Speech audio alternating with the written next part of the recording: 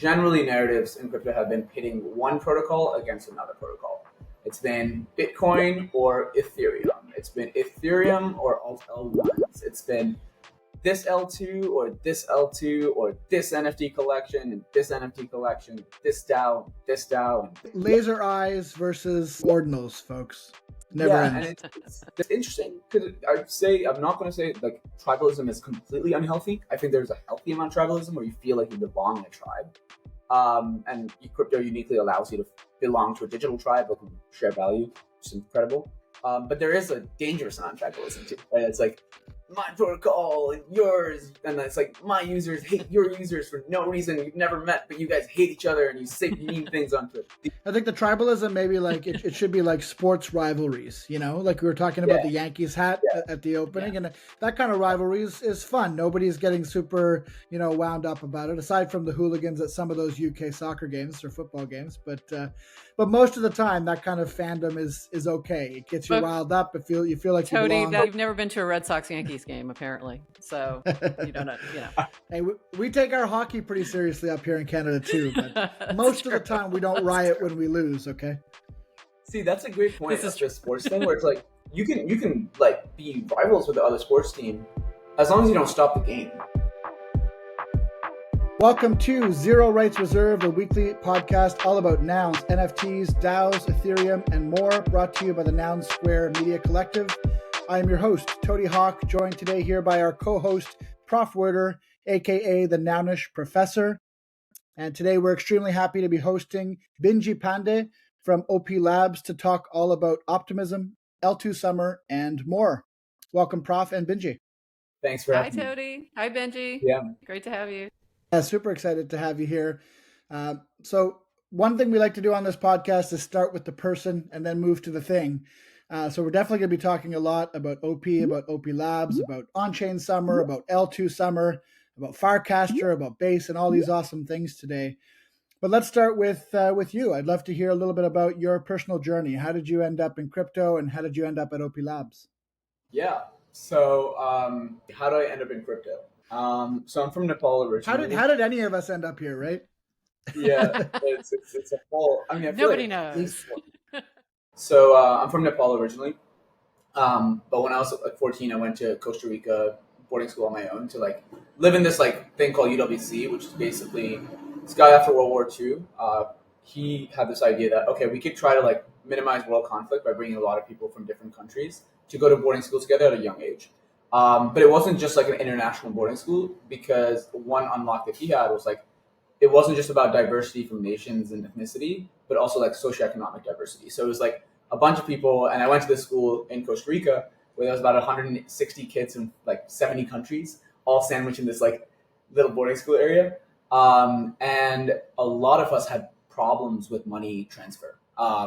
Basically a lot of countries around the world very much restrict like money from outflowing from the country, and thus like there's only one real way in the world even today to escape that. So that was essentially like kind of a by force thing initially, and I didn't think much of it. I was a kid. I would use it to buy coconuts and all of that. I got back into crypto around 2017. Just like as like I opened a Bitrex account and I started like trading as I was in college. It wasn't really like nothing really big or serious. I was just like, oh, this is cool.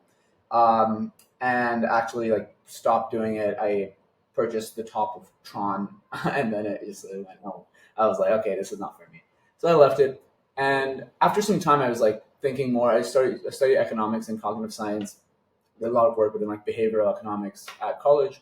And I started getting really into like this incentive design world, because I saw the way like a lot of the world systems were designed as a student of economics like at university, and I was like, wow, some of this stuff is not great. Like some of this stuff is just like there's not great resource allocation in the world. Like why do we have these problems? And I always went down to incentives. This incentives misalignment. So I started reading and researching that a lot, and I stumbled on some papers. Namely one called Meditations on Moloch. It's like a Slate Star Codex piece, one of my favorite pieces, honestly.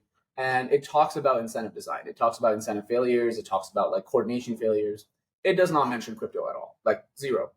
But it talks about many of the roots of why crypto exists in a way without directly implying it.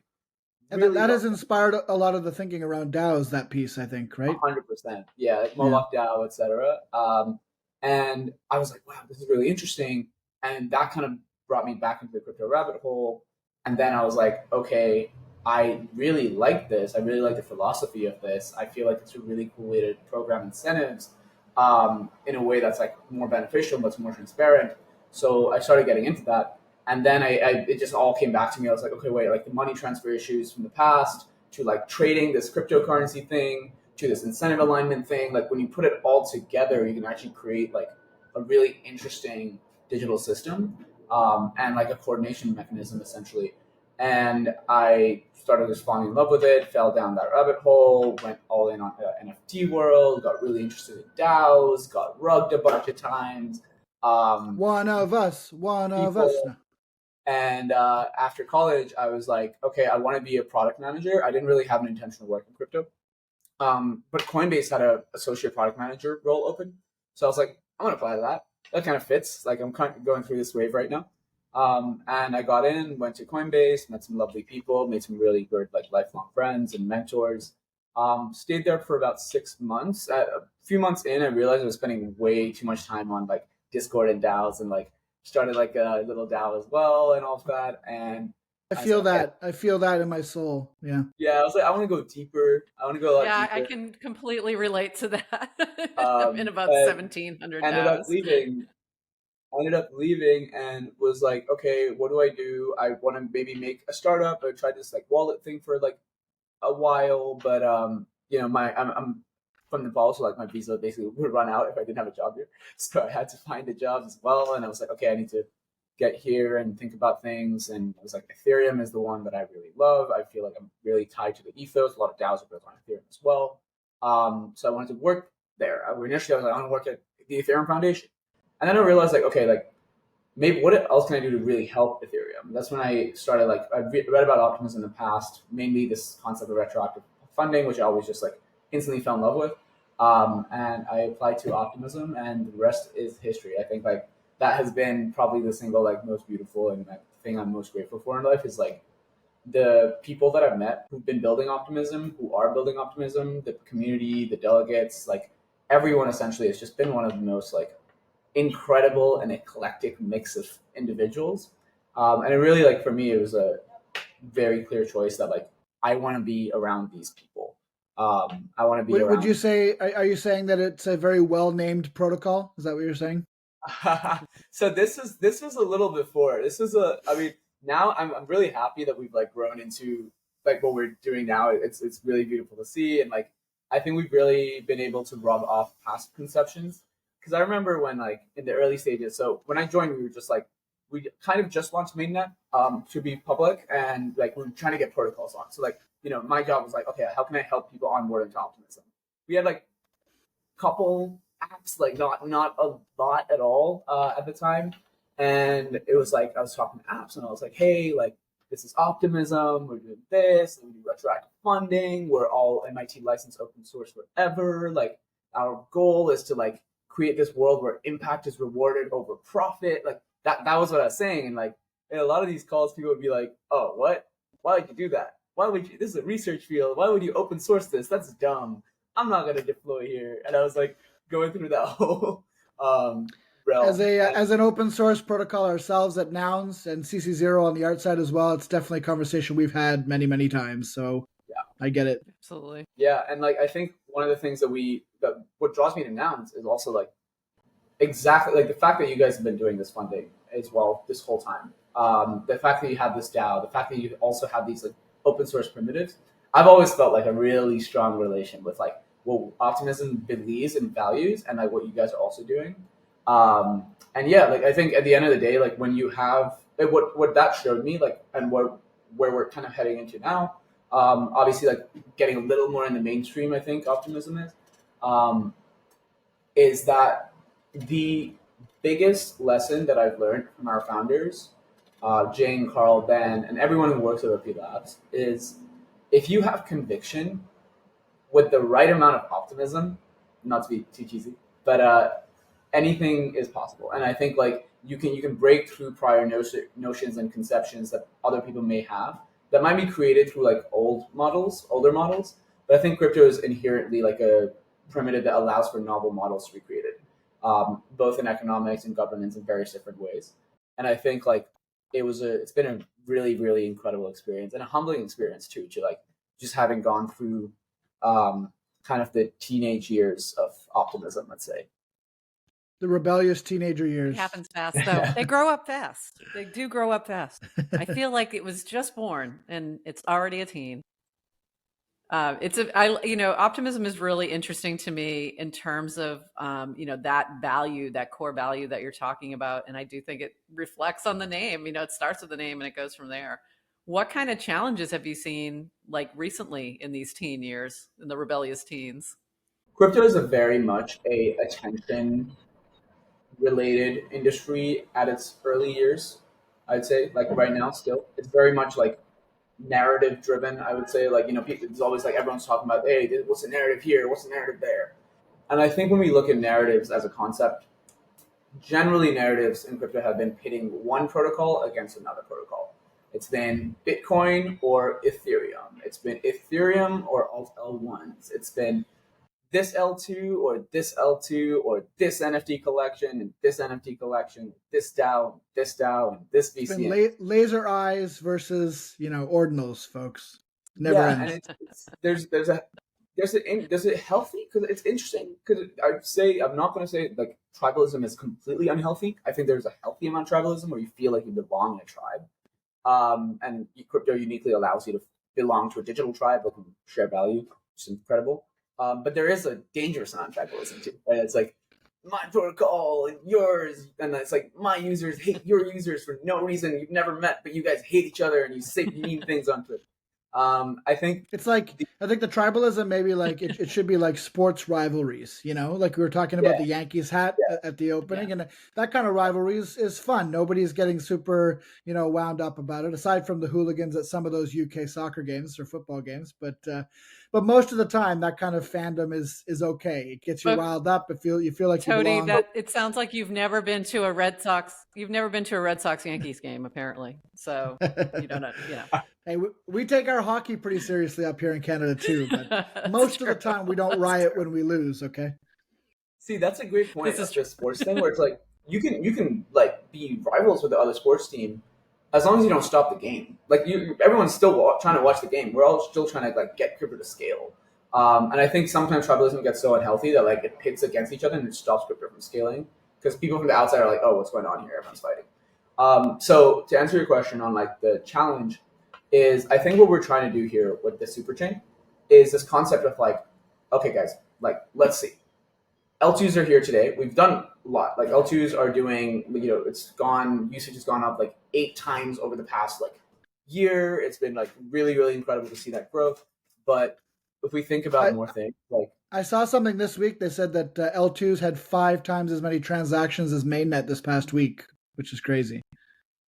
Yeah, no, so we're scaling incredibly, right? And like it's going to get larger, and that thing's just going to go more and more.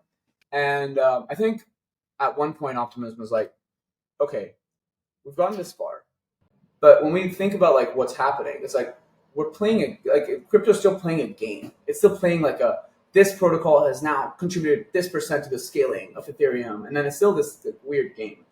And it was like, all right, why are we going to continue fighting over this like small little pie, or can we work together to like enhance the pie and increase the pie? Let's create a whole bakery, right? Like, and I think that's where the idea started kicking in. It's like, okay, we're an open source protocol. We've been forked a lot of times. What if there's a way to create more of us, essentially more of the OP stack, make it even more like emphasis on its open source nature, and bring in this idea of connectivity? Because the truth is, like, eventually we're going to have a lot of different chains. It's going to be the same as like maybe even like having a lot of different tokens. Like that's kind of a similar realm that we might even head into. But what use is all that if everyone's fighting each other? And what use is all that if not, like, there's not alignment? So that's where the Superchain came. And I'd say that struggle right now, at least what I face personally, is like, how can I go to the world and show that like, hey, we're all like everyone in Superchain is working together, it's not Base versus Optimism. It's not Zora versus Base. It's like we're here together to be like, all right, let's expand the pie. Let's do it together. And let's like, and I think the ethos behind that, there was an announcement yesterday of like Base and basic revenue share to the Optimism Collective. So like it's like all these chains on the Superchain, revenue share to a collective that then essentially uses that for retroactive public goods funding. So you can imagine like it's all going as like this like massive flywheel of like how can we make sure that we can consistently sustain the development of Ethereum and tribalism in the negative sense, still have fun rivalries. That's super fun. We can still have like World Cups or Super Cups. But I think as long as we can still allow each other to play the game and expand the game and not be pitted against each other and not create communities that are pitted against each other, that would be a beautiful future. So I'd say that's like a perception thing. I think we're still getting there more. But Jesse Pollak from Base usually says this, one of my favorite quotes, which is one super dream, one super team, one super chain. And that's what we all really truly feel like every single time we're like together. And I think it's like, how do we take that vision to the more people? It's a really succinct but like meaningful message that we've been hearing for some time now, and it's like it's really good. It feels like that, and I think like to answer your question like in a short way, that was a really long answer. Apologies. Is how do we bring that same ideology and that same like togetherness and collaborative nature that we have as teams building the Optimism Collective to the rest of and the Superchain to everybody else. I'm super glad that you brought up the Superchain. I had it in my list of questions to ask you later on, but let's jump right there because it's a super interesting piece.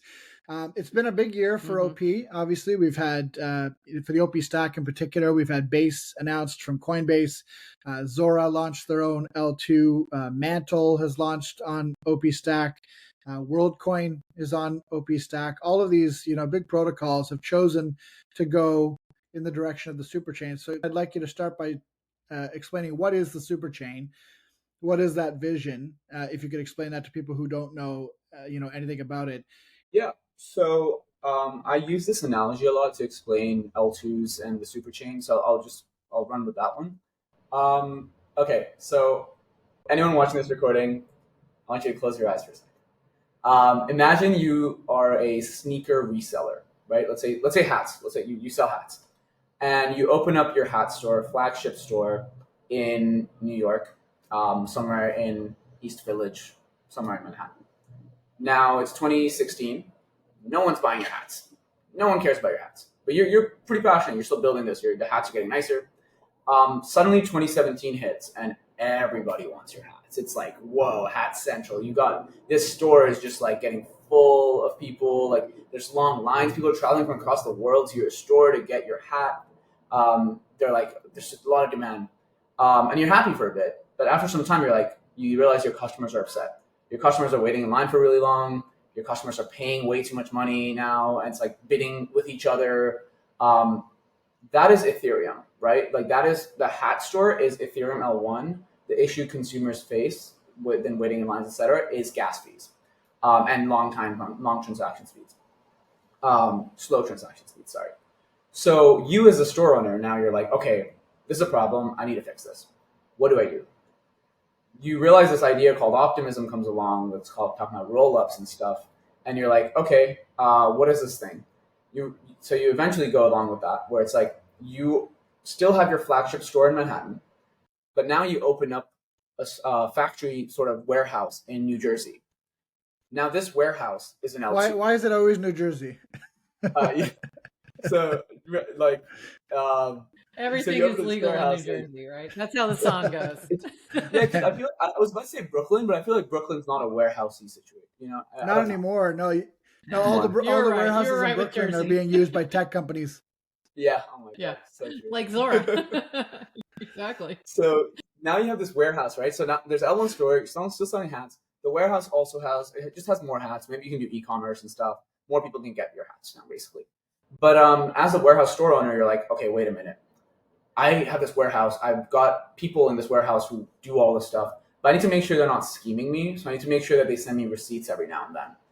Those are proofs, right? So that's what an L2 does. So L2 is a warehouse sending proofs doing the sales of block space, sending proofs periodically to L1. So that's the proof system. Proofs can be optimistic, proofs can be ZK. In the case of optimism, essentially, proofs will and can be both. Optimism is a modular system. It's not just optimistic. It's not just ZK. It can be everything. That's how Bedrock is built. That's how the Superchain will be built, and they'll be stacked. But anyway, that's sidetrack. So now you have this store, right? But you get even more popular. Now it's like more hats. There's people from around the world who want your hats. So you run into this problem where you still need to scale more. And this is where the Superchain and the OP stack idea came about, which is like, okay, we have this warehouse. It's successful. It's growing. There's other warehouses as well. But we're doing well, I would say. And we need more block space. This is still like, I think like in the long term, in 5 years, even our warehouse won't be enough. Let's think about ways to create more warehouses. And this is where we run into two things. One, do we build our own warehouse? Rough, hard, right? How does that work? Like you have to get more people. Like it's an overhead, and it can get tough. Two is, what if instead of us creating our own warehouse, we allow people to use a blueprint for creating any type of warehouse that they want to create? So now we release this blueprint, the OP stack. Now Base has a warehouse. Now Zora has a warehouse. Now like your warehouse is not just in New Jersey, and the Japan warehouse is catered to Japan, and it's just the packaging there is like specialized there, but it's still the same warehouse. It's still the same shared system. Where that gets interesting, so that's the OP chain system, right?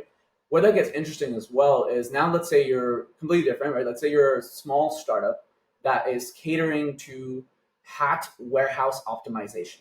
You have this amazing idea on how you can make the hat warehouse system around the world stronger, better, faster. And you're left with two options. One, you go and knock on every door of every warehouse, every L2, every L1, saying, hey, I have this really cool system. Do you want to integrate it? For you to do that, you have to hire like 20 BD people. It takes a year to ramp up, and it's this whole thing, right? That's the one option. That's the option that existed in the past pre-Superchain, pre-warehouse blueprint, pre-OP stack.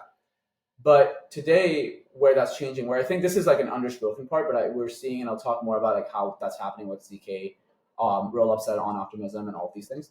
But basically, like today with the Superchain, instead of you having to hire a bunch of people, spend a lot of your hard-earned funding on like literally marketing and GTM, you can just go to one warehouse that uses this blueprint, essentially, and say, hey, do you want to try this out?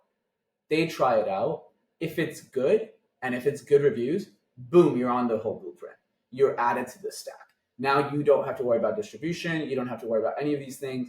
You can literally go from one to many by building on the Superchain. And I think there's something there where it comes to like, especially earlier stage teams, because the issue is like someone might build the best shared sequencing or the best DAO framework, like tech ever, but they would run into a problem where it's like, shit, I have to be in the right geography.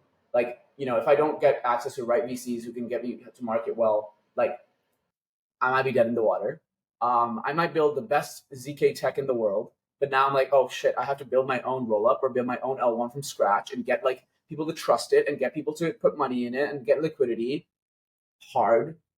We touch on this exact type of problem in Nouns all the time. So Prof Werder is the resident community manager for Nouns Builder, which was developed by Zora as a way for people to be able to spin up a DAO very, very easily with like, a few clicks, 10 clicks or less.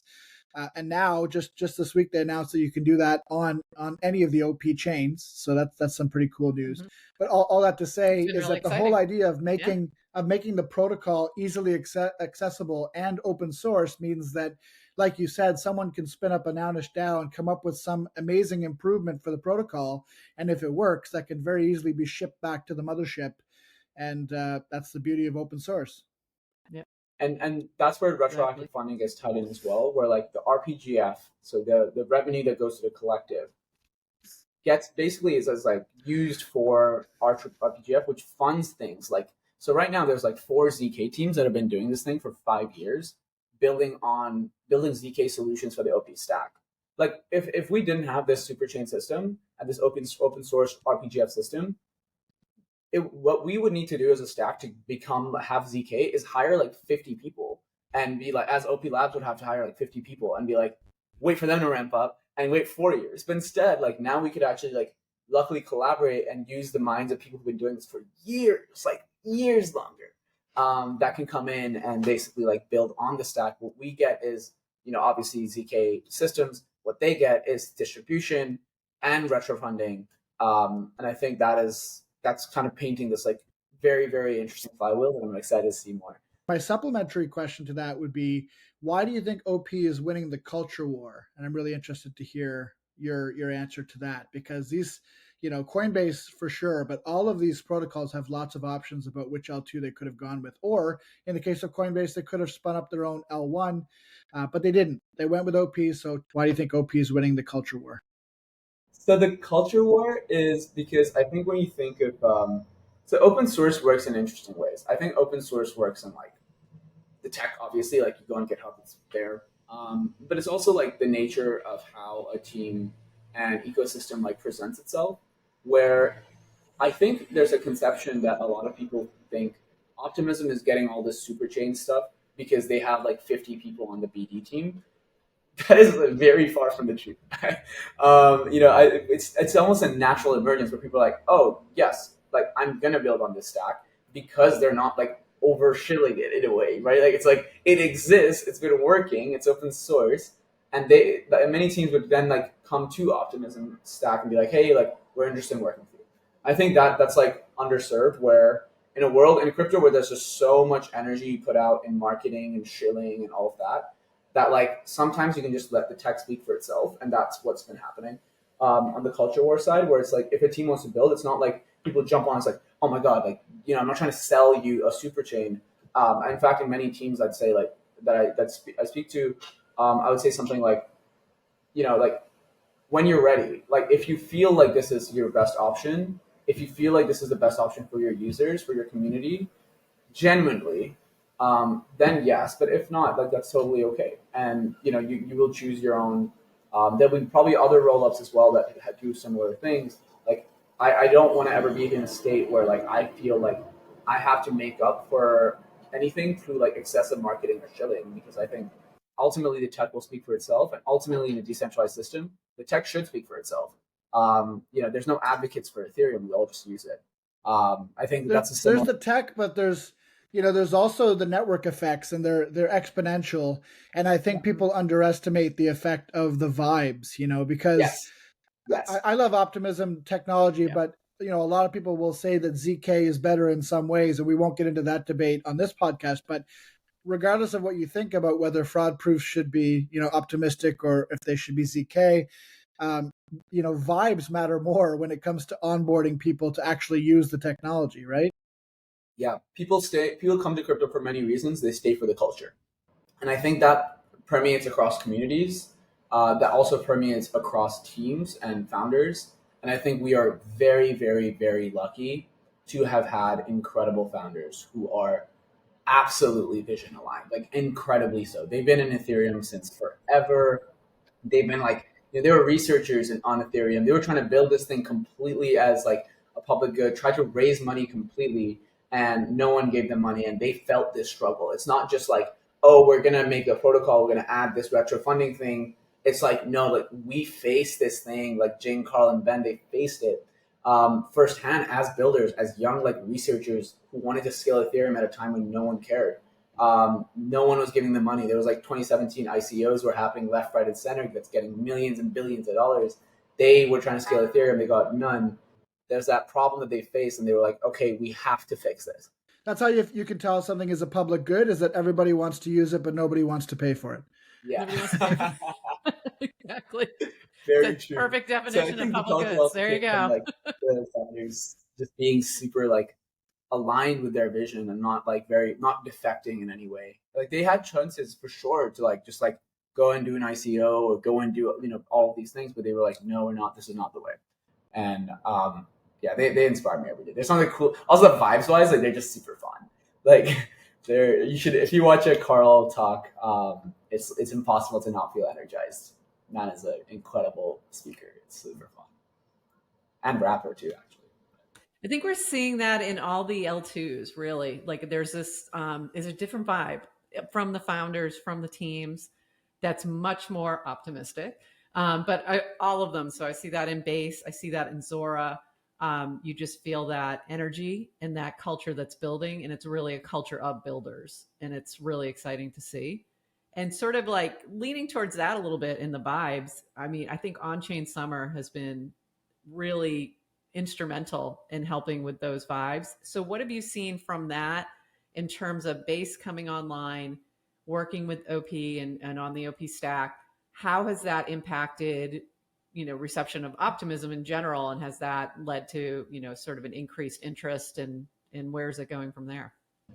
I think crypto has a very, very interesting, isn't it very, very interesting moment right now, because it's within everyone in crypto. I think there's this need where we're like, we need some new stuff. Like, I want a new way to use this app. I want better UX. I want better onboarding. Base directly solves that, right? Like Base allows onboarding to be significantly easier.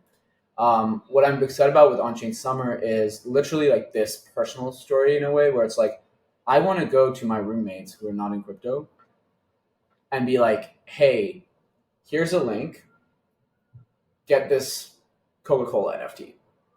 And they just can do it in like 10 seconds. And I think that's the world we're heading to, where like, it's almost like we delineate between like crypto and the internet and kind of fuse it together into just like the decentralized web, and boom, that's it. And I think that's what like that's a central part. That's a central part of the on-chain meme, I think, too, which Jesse, Jesse keeps saying. We had online, now we have on-chain, and eventually, the latter will be as significant as the former. Because it's beautiful, right? Like everyone here, like the three of us, we've made so many friends through this stuff. Like we've had like ups and downs, and like this community, it's crazy. Like we're on the internet. We're in this like amazing little corner of the internet that we've just all discovered through various ways. And we're having fun on the internet, and we're enjoying Ethereum. Any other memes that we'd like to share? Friends. I want to share this with like my friends. The friends we made along the way. I think it's very good. Yeah. But yeah, I mean, I think that's what OnchainSummer is doing. I think it's going to be exciting to see more apps come about, because like now that we have access to this user base that can onboard easily, and it's Base is doing it. I think Privy is doing an incredible job. That's what FriendTech used for their onboarding. Like PWA's interesting idea. Like, let's get it on the phones and stuff. And like, what's a PWA for people that aren't familiar? Because it's a growing trend. Yeah, so the App Store is very restrictive. The App Store takes 30% of any cut that any app makes. And Apple had a lawsuit filed against it, essentially, for something like that, like discriminatory price policies. So they allowed for this thing called PWAs to exist, where if you're on a Safari and you just add to homepage, like we all may have done it, like just like from a website link, then it's an app that can have notifications that are built in as well. So it's essentially a non-App Store app. And I think that is a massive unblock for crypto, because crypto has not been able to grow mobile friendly because of this restriction. Seen that with the Nouns app, which doesn't even have any kind of transactions. It's just information, and they still have trouble getting upgrades, and they had trouble getting it through. So yeah, definitely the PWA is a big unlock for the L2s. So I'm going to be talking to Privy actually to be like, all right, let's help everyone build PWAs really easily. So hopefully there'll be some guides out where like any DApp can seamlessly transition into PWA, and like for your community, for voting and all of that stuff. So I'll keep you posted for that. Yeah, keep us posted on that. That's amazing. So yeah, the 2 days ago I launched a DAO on Base during a DAO workshop, which only took like 30 minutes to do while I was explaining it, and I was amazed at the cost difference between launching it on the L2 and when I launched one back in November on mainnet. And it is a huge unlock. We're talking it was about under $14 to launch and deploy all the art, everything. And the craziest thing about that is that like soon we've got proto dank sharding coming, which is going to make costs like 10 times less again, which is nuts. Crazy. Right.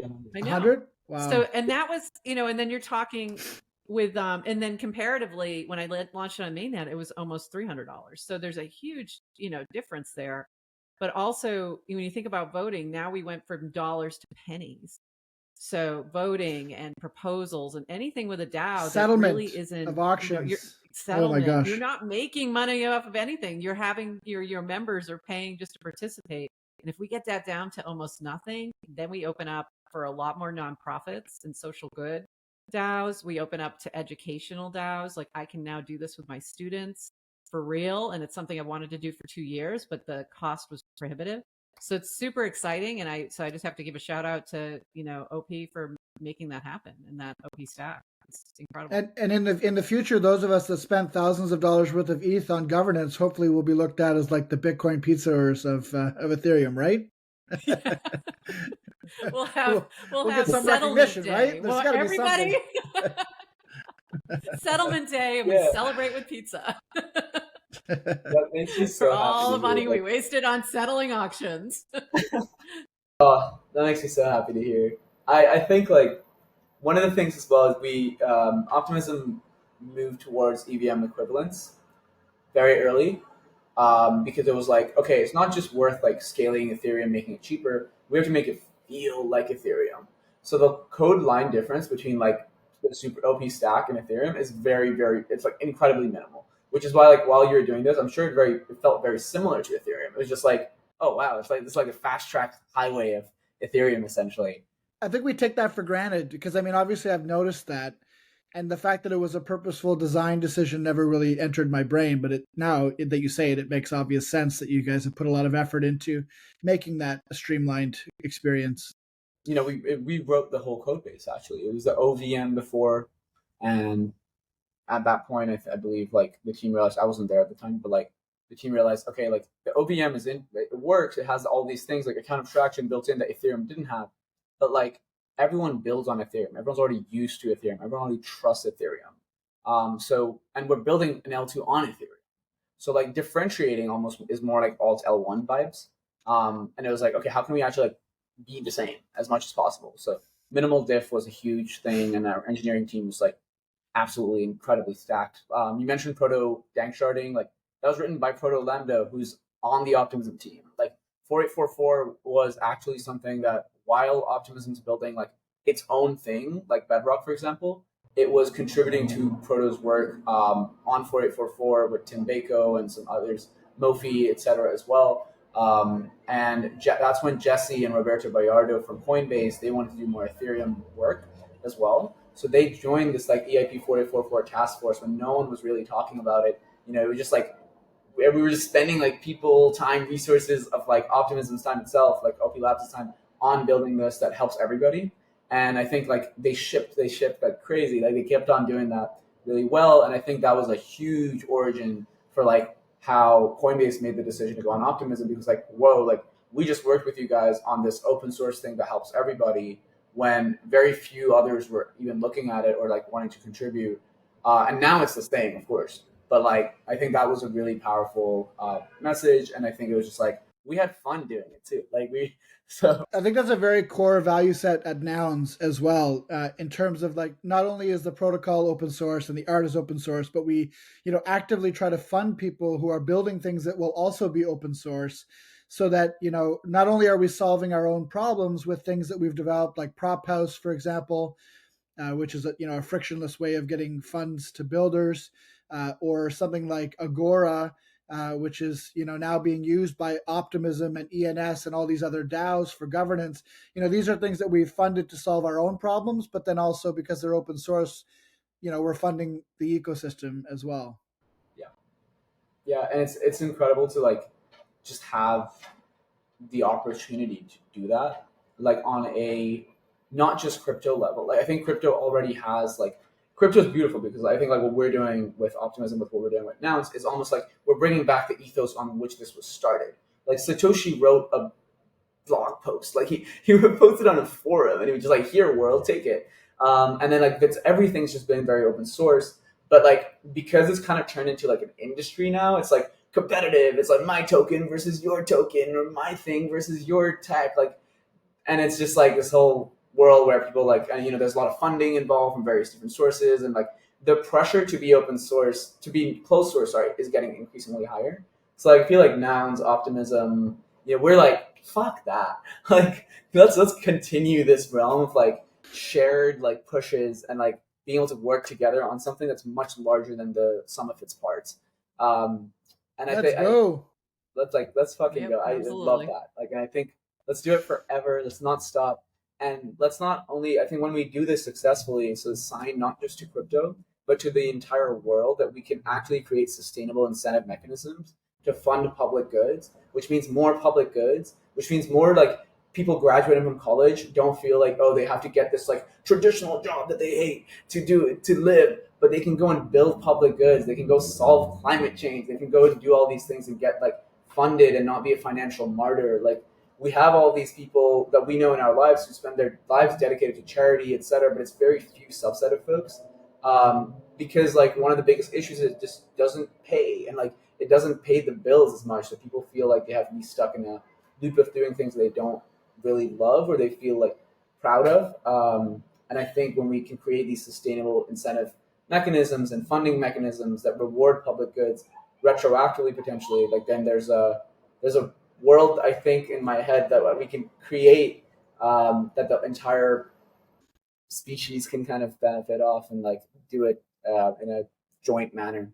So yeah, sorry, I was like, I think that's amazing. No, I think that's awesome, and I love that you talk about how crypto enables, the tying together of public goods funding and innovation, if you want to put it that way. Like if you imagine someone wanting to graduate from engineering college and go, improve roads in the US, he's not going to be incentivized to do that because unfortunately civil engineers in small towns don't make any money. And so, like you said, he's going to be like economically disincentivized to go and fix that problem. But Ethereum does potentially fix that problem because you can come out of college and you can go, like you said, and fix a problem on Ethereum or fix a problem on the Superchain and be rewarded for it, either retroactively or because people will maybe buy an NFT that gives them provenance. Or, there's all sorts of things that Ethereum can enable for people to actually be rewarded for significant contributions. Yeah. And for us, one of the big things was like to make it like very retroactive based, where like it's post impact. I think like that was something that we tried to so there's a retroactive public goods funding paper with like Vitalik, Jane, Carl, Hellman, Ben, Kelvin, some of the founders and early team members, that initially like brought this idea of retroactive funding. Where what's interesting with that is like the incentive mechanism of retroactive funding is there's something that is a public good that needs to be built, and there's a pie at the end of it, like a prize at the end of it for having built it.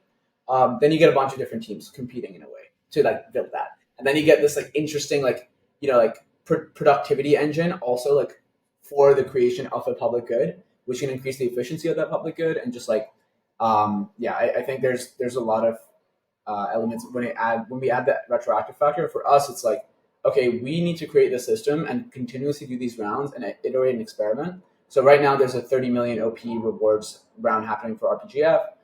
If you go on Optimism Mirror, you can see what will be rewarded. I mean, this is everything from people building on the stack to building art to building like anything essentially that helps a collective grow.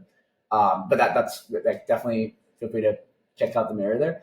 But we need to do these iteratively, and then we also need to introduce identity. So we have like the Optimus NFT, for example, and the Citizens NFT, which is like it's an identity piece. So Optimism's voting mechanism right now in the governance thing, it's a bicameral system where there's a token house voters, but there's also citizen house voters. So that way, like the thing we want to prevent against is like just having a whale buy tokens and then like influence stuff. So essentially, like we have this like bicameral voting system. And the Citizen NFT comes in really interestingly because we need reputation. If we want to build this like massive retroactive funding flywheel, we need to make sure that people that are getting that funding have like reputation, and are able to like earn that reputation as well over time, and through a very transparent open system. And I think like when we bring all of that together, like what we'd love to do is be able to share it as well and work with other communities that also do public goods funding and like kind of do it all together. So I mean, I'm super stoked for like. Got to get you guys together with the Gitcoin family, the Gitcoin fam. We love Gitcoin. They launched the public goods network on the Superchain as well. So Gitcoin is chain, super cool. I mean, I've seen Optimism being really interconnected with Gitcoin grants, and it's amazing to see that support there. And I'd love to just double click a little bit on the retro funding in your grant program. How do folks, like, could you describe a little bit for someone who might be listening, might have a great idea? How do they, what's the process? How do they go about it? And what do you have currently? What rounds are open and what's coming up? Just to kind of give a little bit more on that. Awesome. There's a few ways to go about this. What I would first recommend is, if you want to read like the philosophy behind Retro PGF, Vitalik has an article. If you just write Optimism Retro PGF, Vitalik, there's an article that he wrote with our founders. That's a good intro. It's a Medium one. There's also a Vitalik blog, which is way longer, but I recommend the article. So that's a good start to think about how we. I love Vitalik posts. They're always long, but they're always interesting. Vitalik posts are always good. Sometimes there's like some scary math, and I'm like, oh my god. ChatGPT. Yeah, I skipped that part. Yeah, but yeah, so that's a good start. I think just think about the origin story, how this started, and then Optimism has a mirror. So mirror Optimism, mirror.optimism.mirror.xyz or mirror.optimism.xyz. One of those. Bunch of writing, like it's very simplified of like all the rounds, all the things happening around the collective. Really recommend subscribing to that if you want to learn more about optimism in general. There's a lot of like content there. You can scroll all the way to the bottom, which is our Ethers Phoenix article. Ethers Phoenix is this idea of like, what if we can get the opposite of this thing called Rocco's Basilisk, if you're familiar, that like basically rewards people for building things that like help the collective versus like Nordic. Anyway, so that's the first one. And then it goes into like retroactive public goods funding round 2, like in the results and who got funded. Some interesting stats there actually. So 37% of the people that got funded in the last round, which was 10 million OP, was education.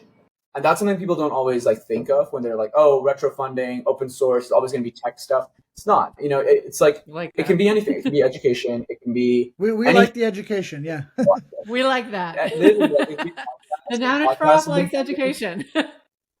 The only thing is that like it has to be based around optimism, OP Stack, Superchain in a way that it has to be benefiting the Optimism Collective specifically. But at the same time, that means Ethereum stuff counts too. So Solidity has gotten a grant before, retrofunded before, like all of that, Nethermind, etc. Like some of the client teams that never like got money paid to them. So that's kind of the ethos, and I would go there. If you want ideas on like, okay, what should be built. If you go on Optimism's GitHub, there's an ecosystem contributions page. Now, this ecosystem contributions page has a host of things. It has mad science ideas. There's some crazy ideas, like really like fun games to build. It has some DAO ideas. It has some NFT ideas. It also has this thing called Foundation RFPs. This is slightly more like advanced, I'd say, like more like structure-wise, because all of what I told you before is like Optimism is not here to direct like, oh, this is exactly what you have to do to get retro funding. Optimism is here to enable you to get retro funding based on the impact you provide. So it can be anything. Like you feel brings value to your collective. The Mirror article, which I can, if there's a chat, I can send it here if you want to share it after. We'll put it in the podcast notes and we'll put it on the screen. We'll put it on the screen right here. See? Ooh, fancy. But yeah, I think that's a good start. And there's a lot of ideas to be built. You know, it could be you could build an education podcast. You can write like blogs. You can like organize like events. You can have like a DAO thing built. You could have like an NFT collection launched, or like you can build. I love that it's super open to all different skill sets. I guess one question that I've heard people ask, because they might be more familiar with the way Nouns works, where even for retro funding, you kind of have to apply for it. You have to take that step and be like, this is what I did. You know, can you fund me? Gitcoin, similar, you know, Gitcoin does do retro funding also, but you have to, you know, be a part of GG18 in order to get funded. But retro grants with OP works a little bit differently in the sense that I think someone has to nominate you. How does that process work?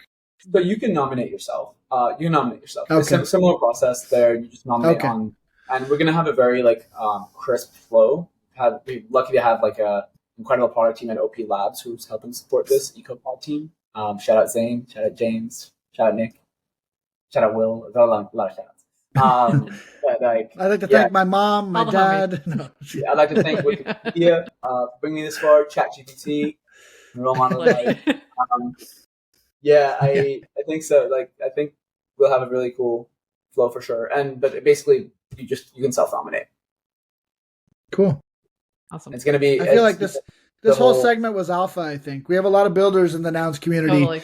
and I feel like they're going to be excited to maybe build some stuff for Optimism. So Yeah, I'm would love. glad you I mean, shared. if there's Absolutely. anyone who would like to talk and like chat about things, I'm always around. I'm reachable on Twitter mainly. Telegram is a cesspool, so I delete on Telegram. That is crazy. I'm like, Thank you for saying that. I fucking Same. hate Telegram, and every time Same. crypto people, especially in the US, are always like, ping me on Telegram. And I'm in Canada, and nobody uses Telegram here as a starting point. And I found it to be such a cesspool, especially in 2021 when there was all these projects and everyone was getting scammed. I just deleted it off my phone. And now people are like, oh, message me on Telegram. I'm like, fuck, Yep. So no. Same. Telegram, like in Europe and stuff, was like used more. In the US, Yeah. what I've found is like there's only two reasons that I think like anyone I know joins Telegram. One is they're buying drugs. Two is they're in crypto. And sometimes when your contact like joins Telegram, you get a notification, right? And if it's a friend of mine, I always like DM them like, "Yo, are you joining crypto? Or are you joining?" Why not both? Why not both? No, probably both. What I'm excited about as well, like I know we chat a lot on Warpcaster, which is great, on Farcaster, which is they're also coming to OP mainnet. That's Yes. exciting. I wanted to ask It's, you about Ooh. that. That's Yes, I'm exciting glad you news brought up this week. Farcaster.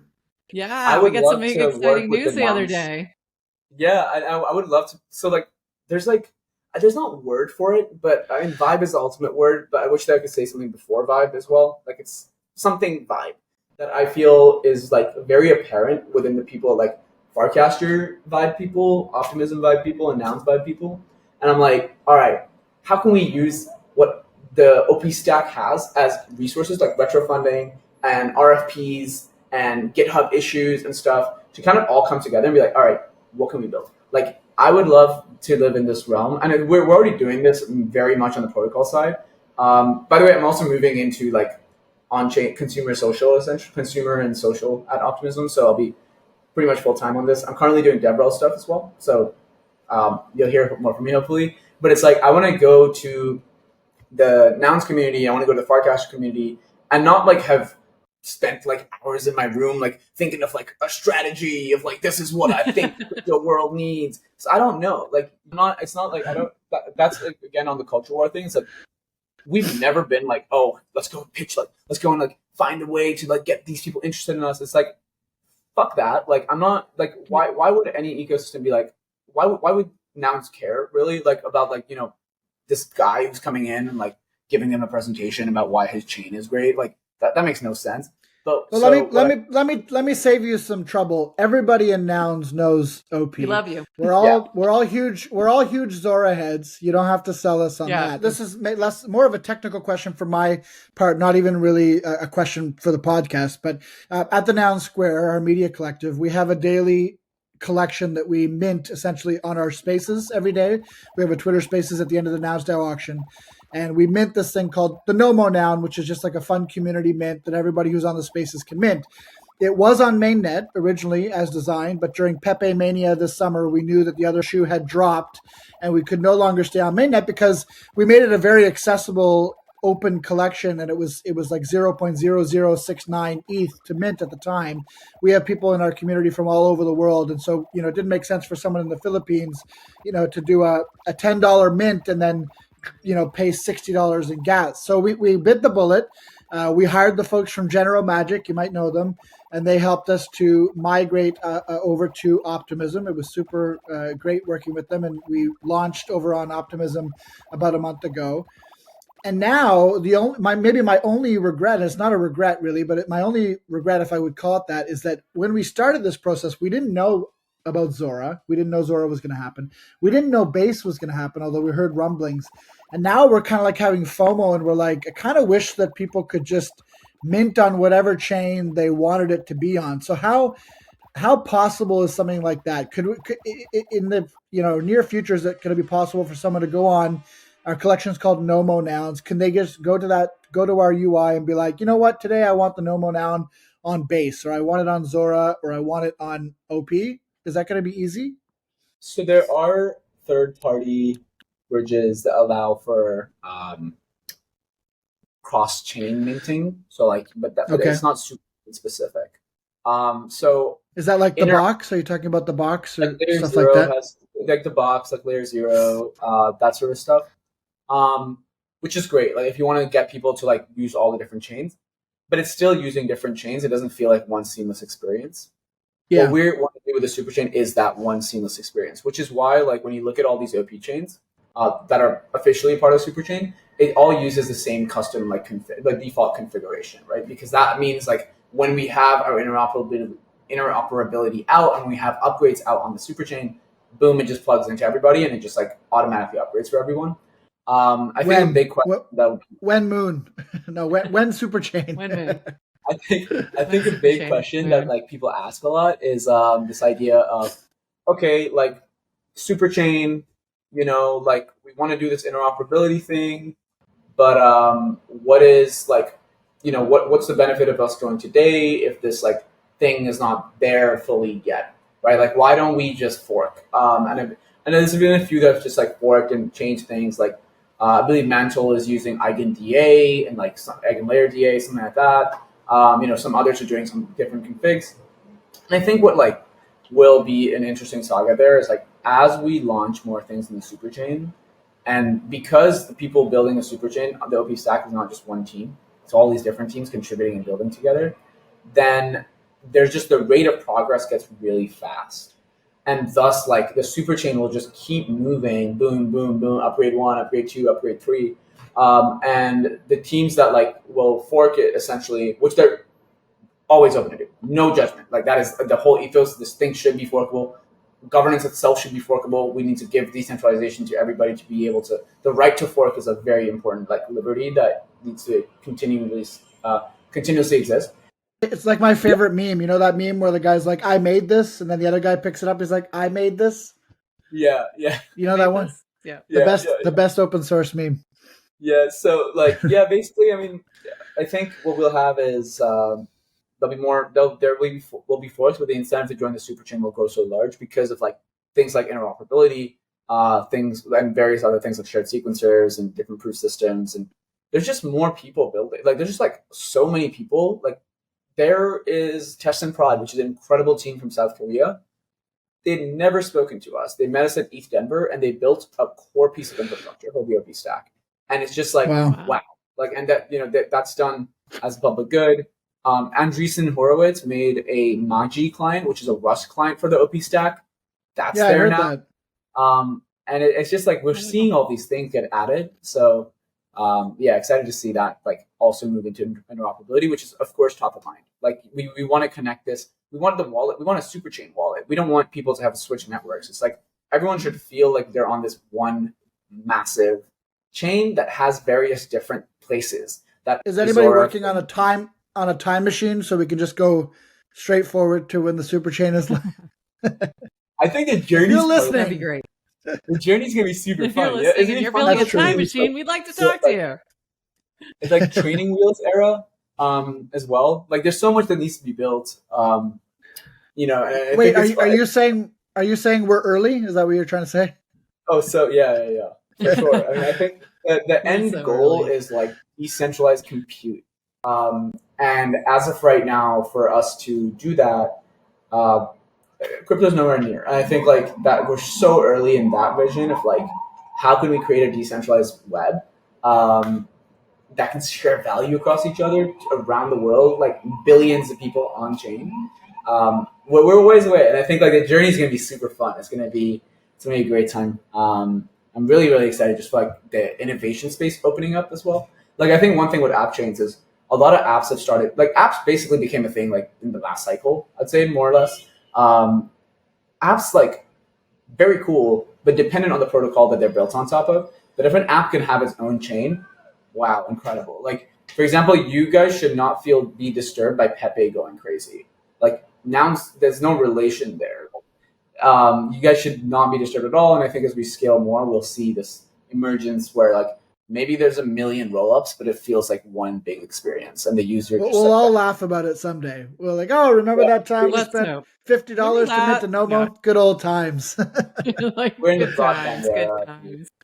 Good times. Good times. So we talked earlier about ZK proofs very briefly, and you also talked about tribalness and like some of the healthy competition within the crypto space, within the Ethereum space, within the L2 space, and probably the battle between ZK and optimistic rollups is probably one of those tribal battles for the ages.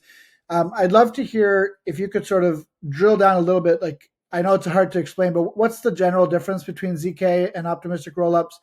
And then once you're done with that, I know Optimism recently announced that you will be integrating ZK proofs, into the Superchain. So I'd love to hear a little bit about that roadmap as well. An optimistic rollup is okay. So let's go back to the warehouse analogy. All right. So you're an L1 hat store in Manhattan. You have your New Jersey warehouse. An optimistic proof is you assume that warehouse is doing perfectly fine. Like, it's not scheming you whatsoever. And essentially, like, you're optimistic that things are okay. But in the event that it's not, you can challenge and put up a fraud proof. So as you're getting these receipts, you tend to just like skim through. You're like, okay, cool, this makes sense. But you see something, you're like, okay, no, wait, something wrong. Issue a challenge. Any user should be able to issue that challenge, as well as any user should be able to ensure that like they, if something happens, their funds are safe. So that's like essentially in both cases though with proofs. A ZK proof is the proof of the validity happens immediately. So there's no like, every single time there's a proof happening, right? So it's always validated. And that sounds great, right? Like that's super cool. Like that is incredible tech. But there are some constraints there as well that people, I think, like should be aware of, in the sense that like you need a lot more computation for this. Like, how are these proofs going to be run? Where is this computation going to happen? If we're scaling this like really high, like, are there going to be servers, like centralized servers for it? I don't know. Like, I think there's those questions. But those are mainly the differences. The optimistic proofs, because the challenge period needs to exist, because challenge needs people to respond, right? Like, if you're like, wait a minute, yo, warehouse one, like, what are you doing here? It's like, okay, it takes 7 days. That's why the 7 day, which is an arbitrary number picked. It was basically picked because it's like general consensus, like arbitrary, all of us are at 7 days.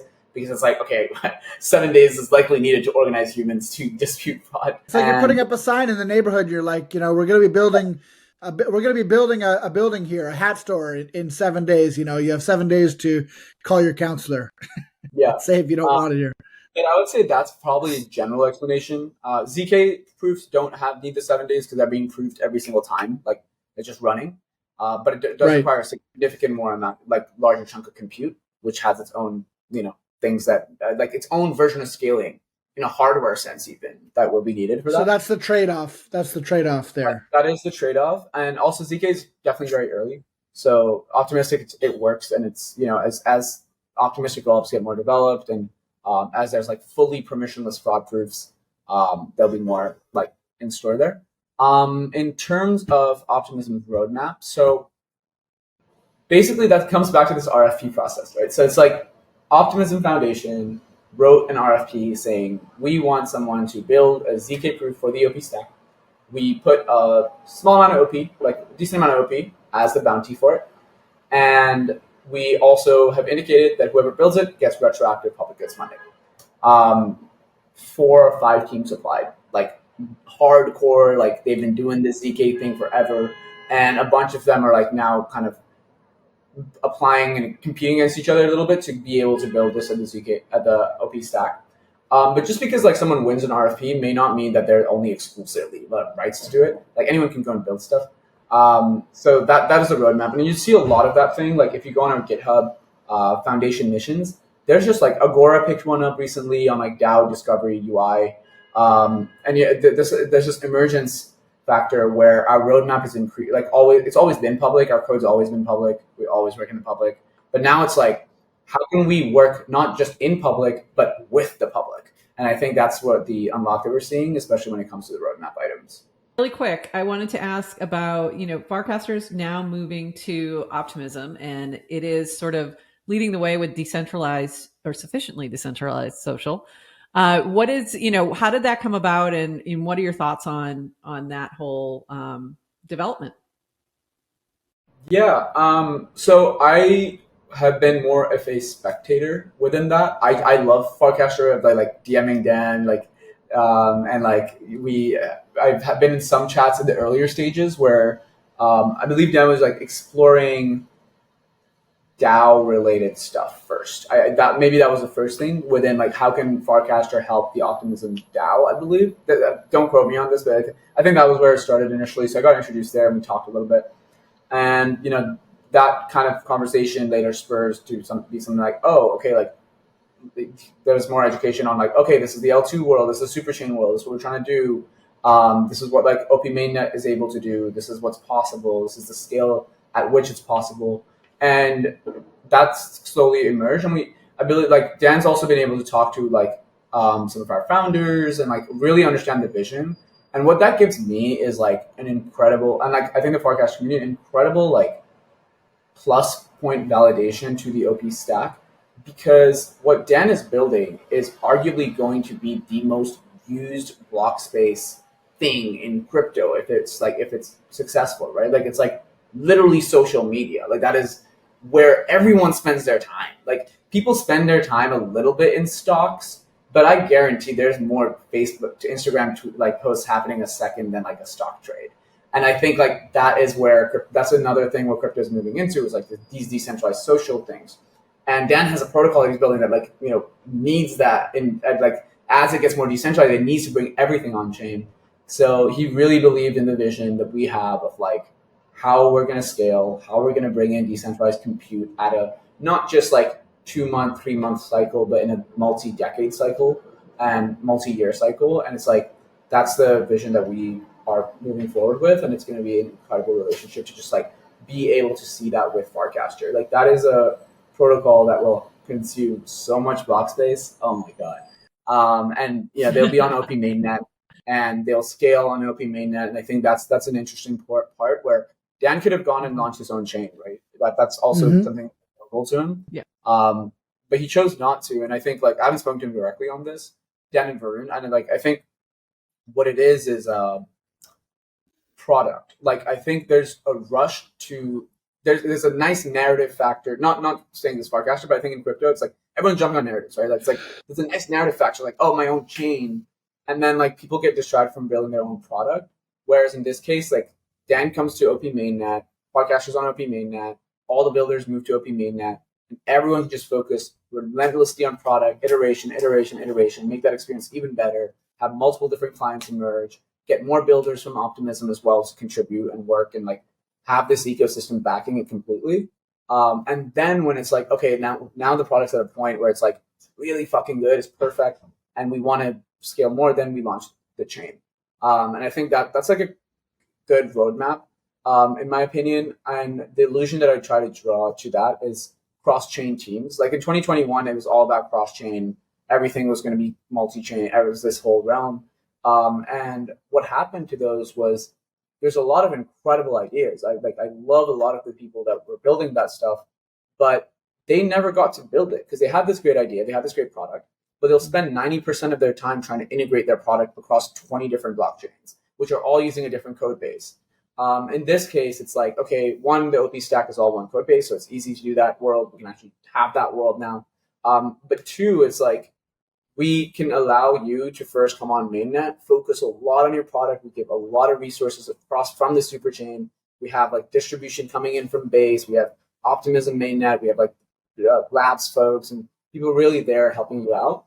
And then we want you to like continue to iterate on your product. We have an incredible suite of ambassadors from all over the world on our Discord who always want to test new protocols, who always want to do their own like marketing channels, etc. as well. We have support nerds on Discord from all across the world as well. We can help on the tech side. Like we're really decentralizing this thing as much as possible. And we want to help protocols as much as possible. Just focus on like their product at first on OP mainnet, and then we can help like people graduate to their own chain over time. And I would never convince anyone to be like, oh, choose this chain over this chain on the super chain. At the end of the day, it's like where you feel the best vibe, or where you feel the best fit, and where you feel the best support. And ultimately, we're all one big thing anyway, because our goal is like, let's help you get so good. Let's give your user experience like to be so fucking good that like you need your own chain. Like you're like, oh my God, we have to have our own chain right now. That's what I think that the rest of the year and, as I move into this role, that's what I want to do a lot. So I imagine I'll be working with Farcaster as well. That particular ecosystem, incredibly full of amazing builders. So having them have, OP more front and center for them is really going to be helpful for you all as well, for sure. All right, one final question for you before we let you all go enjoy the rest of your Friday. Of all the places you could work in crypto, why work here? Why do what you do? Because I can wake up every day and know that I'm like helping contribute to a collective that's trying to end the idea of financial martyrdom for people doing the right thing. And I think that extends outside of crypto too. I think it's like we do this thing in our like world, but we prove to the entire world that there is a system that can reward public goods and the people building it. Amazing. That's why I'm a wild. I'll borrow something that the Gitcoiners like to say. I think you're a public great, Binji. And we appreciate you. We appreciate you joining us today for the pod. Thank you so much for taking the time. And when we see you at some point, we got to get you a pair of these because you're very nounish. Yes. So we'll get you a pair. Or maybe we can mail you. If you don't mind doxing your mailing address, I'll mail you some. I'll send it to you on Farcaster. Awesome. Cool. Oh my God. Sounds good. I've been like FOMOing, honestly. I was like, damn, I don't look at that's so nice. Well, no, I mean, you're gotta be the red. You are IRL nounish a little bit, but we'll get you some of the plastic ones. So my dream is to own a noun eventually. So join us. I mean, mistakes were made in a wallet I controlled in past decisions, so I need to work. You and me both, man. That's you and ironic. us both. Me too. Just want to ask a question as well. Like, so I'm moving into this like NFT role, right? Like I'm moving into this like consumer social DAO collective sort of role. And in my opinion, a humongous part of it is exactly what you're doing. Like, it's like you're bringing the community. It's like a space. It's fun. Like you're talking and educating folks and just having a good time. I would love to do that as well for Optimism, NFT community. And like, if you guys are down to like hang and maybe try some stuff together on Twitter Space or like whatever, however, like would love to do that. And just hey, Binji, do you got time right now? Yeah, we're jumping over to a Twitter Space right now. 30 seconds. Oh, really? Want to come hang on Twitter? I have I'm like doing a bit of work box right now. We do have to jet though, because that space has got to start. I think we could have a Noun Square soapbox for Optimism. Why not? I mean, that could be amazing. Yeah, that'd be fun. With updates. Piff would be awesome. I'd love to do it with Piff. But she's announced. She's actually like, yeah, she's awesome. She has my noun delegated to her this month, actually. Oh, that's who has it. Okay. So cool. If you look at Optimism's design stuff, and you're like, wow, this is cool. Piff, like, she's so cool. Yeah. Honestly, nice. my friend Yitong connected us and said she wanted to participate in governance for a bit, so I delegated her my noun. It's been fun to watch her vote. So she made this thing, which is kind of a good Optimism meme. I'm gonna let you guys go by that. Sorry, but it's all good. I will send you the public goods funding article on Warpcaster as well. If you want to put it up. Yeah, please do. Awesome. Sounds good. All right, guys. Have a great one. See you next time.